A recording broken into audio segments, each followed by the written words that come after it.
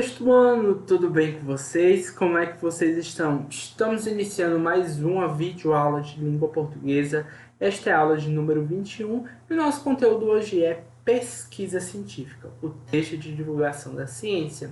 Então, nós estamos inaugurando o capítulo 6 e hoje nós vamos estudar esses textos maravilhosos que são os textos de divulgação científica, em que nós conhecemos tudo aquilo que se produz no campo científico.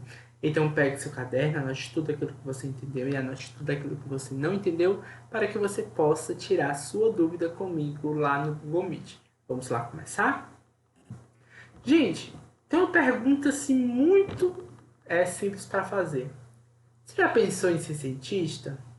Como esse rapazinho e essa mocinha que estão aí, ó, utilizando aí do microscópio, também de uma balança de precisão, com vários elementos químicos e um monte de fórmulas ali atrás. Você já pensou assim nisso? Será que só existe esse tipo de cientista? Ou existem outros tipos de cientistas? E como é que estes cientistas vão divulgar os seus resultados de pesquisa? Tudo por meio da linguagem, é óbvio. Mas de que forma? Vamos lá conhecer? Então, gente, os avanços da ciência e da tecnologia são resultados da curiosidade e da dedicação dos pesquisadores. Quando eles têm uma ideia ou um questionamento sobre um determinado assunto ou situação, começam a observar, levantar hipóteses, fazer leitura sobre o tema e muitos experimentos. Quando finalizam a pesquisa, escrevem um relatório que serve como um registro de sua descoberta e nela também, e como também, certo? Forma de divulgação dela. Então, galera, quem é responsável pela construção do mundo tal qual nós vivemos somos nós. Só que algumas coisas foram cientistas que fizeram isso, tá?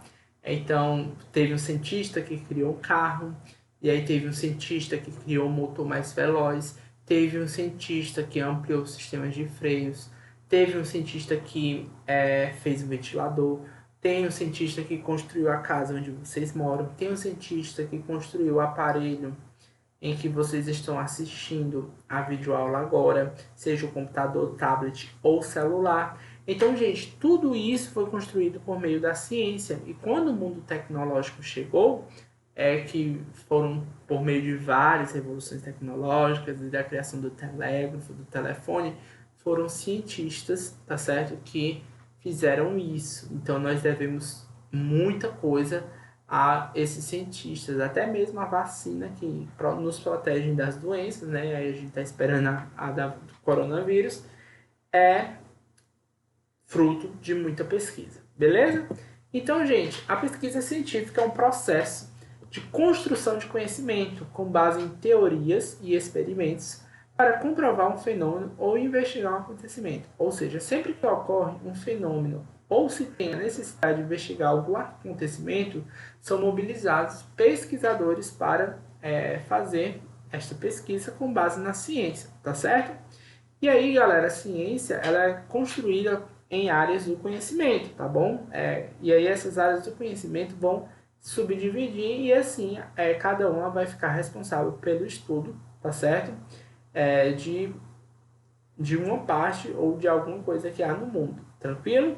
Então, essas áreas são ciências exatas da Terra, que são física, química, geologia, geografia, mas se bem que geografia não entra aí nesse campo, né? Mas geologia entra. Ciências biológicas, que é a parte de biologia, biotecnologia, biomedicina, tudo mais. As partes das engenharias e tecnologias, tá bom?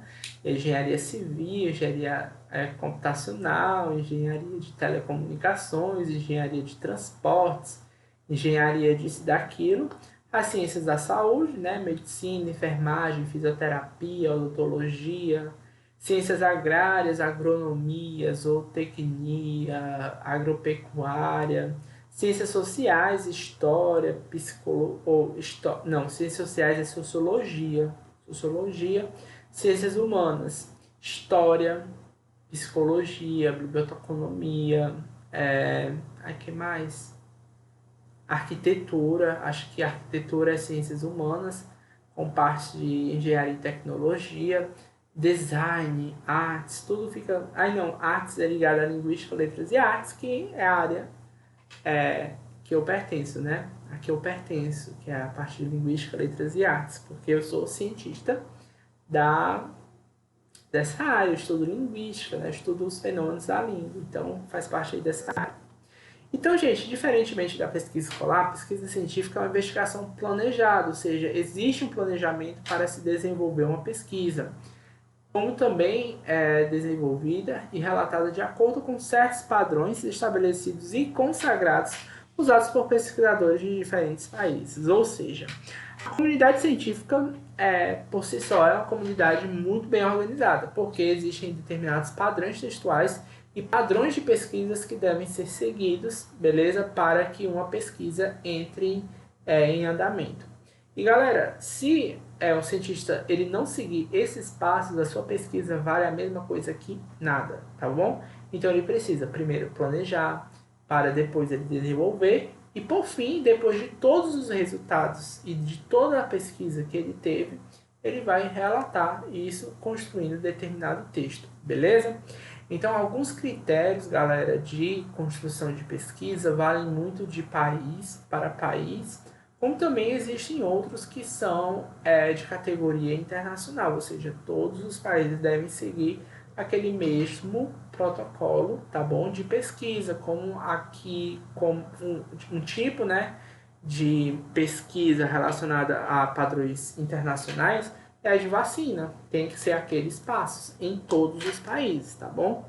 E aí tem que verificar se a vacina, ela de fato vai construir uma imunidade contra o vírus, e aí vai ser testado em animais, para depois ser testados em determinados humanos, em um grupo menor, para depois ser testados em um grupo maior, e por aí vai, beleza? Então é um padrão internacional. Outras características da pesquisa científica são a objetividade, a confiabilidade, a precisão e a possibilidade de ser replicada. Como assim, Daniel? Gente, no meu relato, tá certo? No meu texto científico eu tenho que ser objetivo, tá? Eu tenho que dizer aquilo que a ciência diz. Eu não posso muitas vezes colocar aquilo que eu penso, porque eu tenho que ter o que? Um embasamento científico, não um embasamento pessoal. Então, por isso que o texto de divulgação científica, ele sempre vai prezar pela objetividade. Na minha área, tá certo, de letra, de linguística, e aí tem a parte de letras e artes, também das ciências humanas e sociais, como trabalha com muitos pressupostos que nascem dos pesquisadores, né, por meio do pensamento deles, alguns traços de subjetividade também vão aparecer, beleza? Como também, gente, confiabilidade, ou seja, construir um texto de divulgação científica com padrões confiáveis, precisão, sem erros, por isso que a maioria das pesquisas elas são muito minuciosas e cuidadosas para terem o máximo de precisão possível e possibilidade de ser replicada, ou seja, essa pesquisa ela ganhar mais forma. Então, gente, muitas coisas, tá certo, que aconteceram no mundo já foram contestadas e explicadas por meio de outras pesquisas científicas e até mesmo comprovadas. E a gente percebe que recentemente um fenômeno, né, que o Einstein nomeou, deu a relatividade, a questão dos buracos negros, que modificam o tempo e o espaço dentro do nosso universo, foi comprovado recentemente com a foto de um buraco negro, que a gente viu que de fato é tipo um círculo de fogo que está ali dentro do espaço, foi colocado ali para ser, como meu pai, para transportar objetos naquele espaço para um outro tempo, em uma outra dimensão. É algo mais ou menos desse jeito. E aí, galera, pelo fato da pesquisa ela ser documentada, os pesquisadores eles necessitam, eles precisam registrar toda a sua pesquisa em formato de texto de divulgação científica, tais como artigo científico, ensaios, projetos de pesquisa, resenhas, monografias, trabalhos de conclusão de curso, o famoso TCC, dissertação, tese, etc. Aí vocês vão perguntar, Daniel, para fazer uma pesquisa tem que escrever tudo isso? Não, gente. Então, para cada modalidade de pesquisa, você vai o quê? Construir um tipo de texto, tá bom? Por exemplo, se você quiser escrever e relatar por meio de um artigo científico, em que você vai colocar ali de uma forma bem concisa a sua pesquisa, você escreve um artigo científico. Mas se você buscar refletir sobre determinado tema, você escreve um ensaio. O projeto de pesquisa é o texto de divulgação do planejamento da pesquisa, tá? Resenhas, eu pegar e fazer um resumo comentado de alguma coisa que foi escrita ou feita, filme, livro, etc. Monografias, né, quando uma pessoa escreve e constrói uma pesquisa, bem como o trabalho de conclusão de curso, que pode ser em dupla, que sempre é feito na maioria dos cursos universitários, né? Então a pessoa termina o curso e ela tem que fazer uma pesquisa científica, e aí eles vão chamar de trabalho de conclusão de curso, ou TCC. Dissertação para quem faz mestrado e tese para quem faz doutorado, beleza? Então, gente, vamos fazer a leitura, tá certo, desse texto aqui, que está lá no livro de vocês, e aí a gente vai perceber como é que os textos de divulgação científica, eles vão aparecer. Esse aqui é um simples artigo científico, beleza? Bem simples mesmo, bem curtinho, mas ele mostra muito das características necessárias para a divulgação científica. Então, o título do texto é: será que não existe mesmo duas impressões digitais iguais? Então, ele vai versar aí sobre impressões digitais. Introdução. Esta pesquisa teve como objetivo principal explorar as impressões digitais de todos os alunos do sexto ano C da escola Conhecer, para identificar se realmente não existem duas impressões digitais iguais. E aí, gente, a introdução vai ser a parte do texto de divulgação científica que situa o leitor a respeito da pesquisa, quais os objetivos dela e como está estruturado o texto. A segunda parte é o referencial teórico, tá? Então vamos ler aqui o referencial teórico. O referencial teórico, ele é onde os pesquisadores mostrarão quais as bases científicas que eles utilizaram para guiar a sua pesquisa e assim tirar suas próprias conclusões, ou seja, onde eles foram pesquisar sobre este tema. Então, bora lá. A identificação pela digital tem sido usada para desbloquear celulares, acessar contas nos bancos e também nas eleições, pois permite identificar a pessoa rapidamente. De acordo com a reportagem publicada na revista Galileu, o tamanho e formato das impressões digitais são determinados pelos genes, mas mesmo as digitais de gêmeos idênticos são diferentes. Na datiloscopia, que é a ciência que investiga as impressões digitais, essas distinções são conhecidas como minúcias e incluem variações como bifurcação ligeiramente deslocada de uma linha de cada gêmeo, ou uma presilha, um dos traços formados pela impressão mais fechada. Então eles vão analisar cada tracinho desse, tá certo? Que tem aqui no nosso dedo. Segundo a reportagem sobre biometria nas eleições, o TRE do Rio ressaltou o fato de que o sistema com leitor biométrico, ao identificar as impressões digitais do eleitor, impede que alguém vote em seu lugar, já que cada pessoa possui impressões digitais únicas. Oliveira, 2018, e eu esqueci de falar ali a citação Williams, 2012. Se cada impressão digital é única, esta pesquisa foi feita para comprovar que é possível ter a identidade de uma pessoa confirmada pela impressão digital. E qual foi a metodologia, ou seja, quais foram os passos para construir essa pesquisa? A gente sabe que essa pesquisa foi feita por meio com as impressões digitais dos alunos do sexto ano C da escola Conhecer, né? E, em primeiro lugar, foi preciso reunir alguns materiais, folhas de papel, almofadas e tintas de carimbo, canetas e lupas. Em segundo lugar, as folhas de papel foram cortadas em 4 e foram montadas fichas.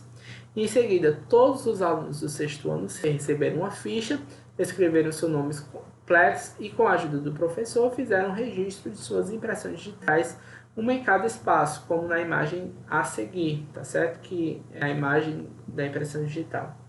Depois que todos já tinham limpado as mãos, o professor organizou a turma em grupos. Primeiro, todos deveriam analisar as impressões digitais das suas próprias fichas individuais e observar se haviam duas que fossem iguais. Após essa análise inicial, cada grupo recebeu uma lupa, que seria usada para comparar as impressões digitais dos integrantes do grupo, e foram feitas anotações sobre as observações. Aí, por fim, né, aí a gente percebe que todos os procedimentos, ou seja, o passo a passo da pesquisa, foi colocado aqui. E depois, a gente vem por fim os resultados, tá certo? Das conclusões tiradas a partir dos procedimentos. Então, a gente vai chamar aqui de análise dos dados.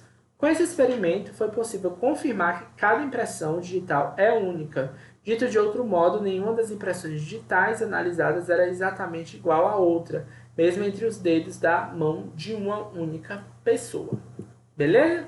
Então, gente, como você pode ter observado no relato científico que acabou de ler, traz expressões como em primeiro lugar, em seguida, entre outras, que permite identificar a sequência de procedimentos, ou seja, esses procedimentos eles são construídos um atrás do outro. Primeiro se busca isso, para depois ir atrás daquilo, tá bom? E agora, levando em consideração os fatos linguísticos, né, é importante utilizar a norma culta da língua, já que nós estamos trabalhando com ciência. A ciência é um âmbito formal, tá certo, da nossa sociedade, além de proferir a impessoalidade, ou seja, não se colocar muito dentro do texto, evitar o uso da primeira pessoa, né, que é o eu e nós, mas tem textos de divulgação científica que são construídos em primeira pessoa.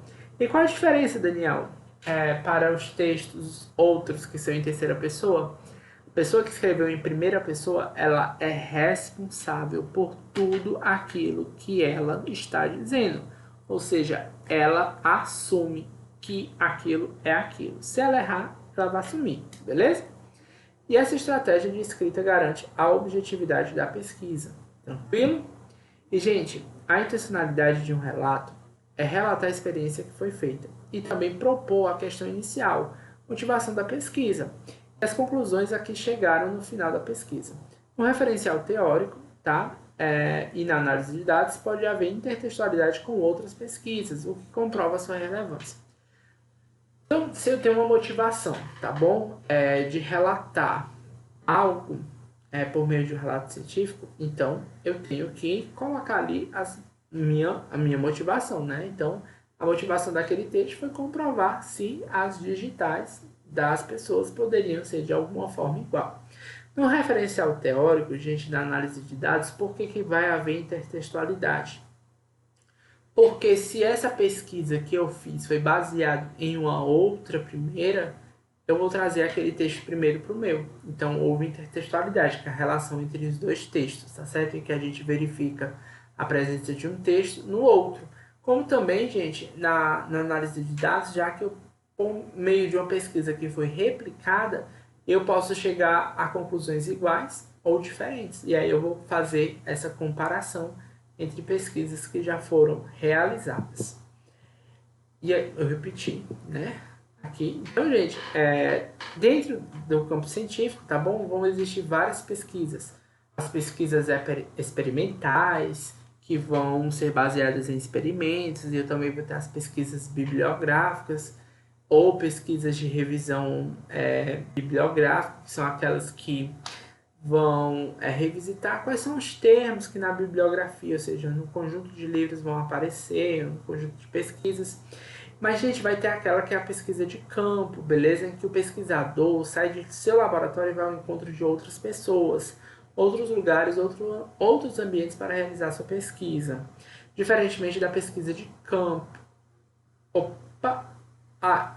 E diferentemente da pesquisa de campo, a pesquisa de laboratório, onde o pesquisador tem toda a aparelhagem para realizar sua pesquisa. Então, gente, a pesquisa de campo é aquela em que o pesquisador sai do seu laboratório e vai atrás de pesquisar fora, tá certo? Vai ser a pesquisa de campo. Como também vai ter a pesquisa de laboratório, que é aquela que o pesquisador fica ali, tá? Mas uma pesquisa científica pode mesclar a pesquisa de campo, que vai para a coleta de dados, e a pesquisa de laboratório, que vai para a análise desses dados. E, gente, quando nós estudamos as lendas, vimos que era possível produzir as vozes de outras pessoas no texto por meio do discurso direto e do discurso indireto.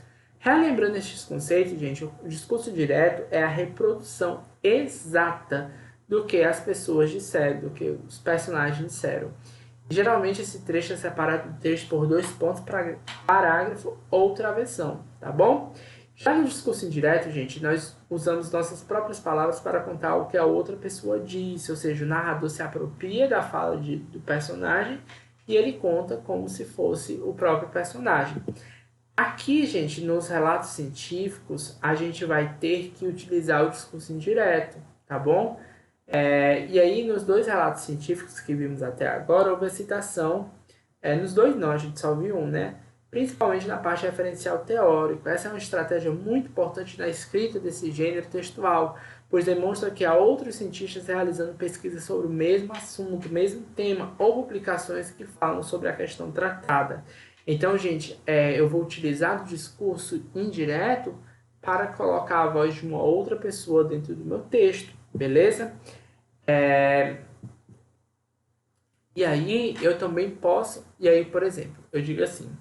Williams disse que as impressões digitais elas são muito importantes para a identificação de uma pessoa. E aí eu estou utilizando o discurso direto. Só que eu posso botar o discurso direto, né?